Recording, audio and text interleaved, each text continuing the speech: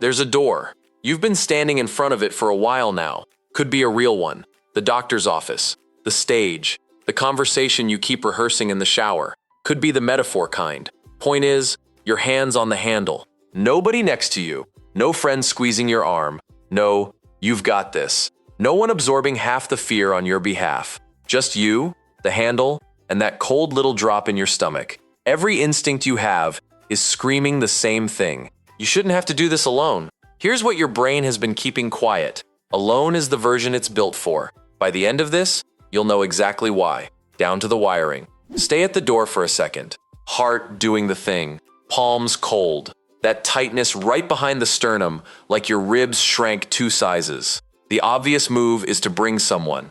Text a friend. Come with me. Put a calm person in the passenger seat while you drive toward the scary thing. And it works. It genuinely works. Pulse drops, hands steady, the dread thins out. That's not weakness. That's a real effect. Scientists call it social buffering. When somebody calm is right there, your nervous system quietly stops carrying the whole load. Fear gets to lean on their shoulder, which sounds like a solution. Someone's there, you feel better, fear handled. Bring backup, always, right? One problem. And it's the whole video. The calm you felt, you didn't build it. You borrowed it. When they leave, does any of it stay? In 2023, a researcher named Gorkiewicz led a team that published in Cerebral Cortex. They decided to actually check, take people, teach their brains to fear a specific sound, then help them unlearn it. One group does the unlearning with a supportive companion right beside them. The other does it completely alone. Companion group is calmer during sessions. Lower heart rate, less sweating. The buffer works. Then days later, the twist. Everyone comes back. This time, alone. No companions, just each person and the sound that used to scare them. The group with all that lovely support, no advantage. None. Zero. Whatever calm they borrowed walked out the door when their companion did. The comfort was real, and the comfort was temporary. Those two things have nothing to do with each other. The problem wasn't that the support was fake, it's that the calm it created was borrowed, and borrowed calm doesn't transfer. It lives in the companion, not in you. So, what was the solo group actually doing? Fear doesn't get deleted. Your brain can't reach in and erase the memory of the thing that scared you. What it does is build a second memory, a louder, competing signal that says, "This is safe now," and parks it right on top of the old one. Psychologists call that extinction. Not erasing the fear, overwriting it. It takes repetition. The new safe signal has to fire enough times that the brain starts treating it as the default instead of the exception. And the overwriting has a physical address. Back in 2002, researchers Milad and Quirk found the exact patch of prefrontal cortex that fires when the new safe memory kicks in. The more it fired, the less the brain froze. Think of it as a brake pedal pressing down on the alarm.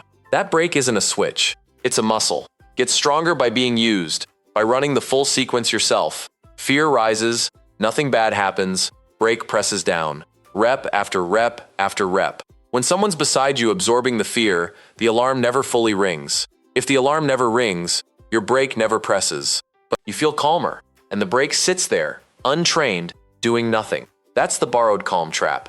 The companion turns down the very signal your brain needs in order to build the fix. One more piece, the sneaky one. What stamps the "I'm safe" memory in? Surprise! Your brain predicts disaster. Disaster doesn't come. That gap, expected catastrophe, actual survival, is the jolt that writes the new memory. Add a calm friend to the room, and part of your brain files the survival under, well, they were there. The lesson gets muddy. Do it alone, and there's no one else to credit. The receipt has one name on it, yours. Psychologists have a name for that gap between the predicted catastrophe and the actual outcome, violation of expectancy. Your brain treats that mismatch as significant, worth updating the file for. Some of you are already bracing to argue. So we're saying never let anyone help?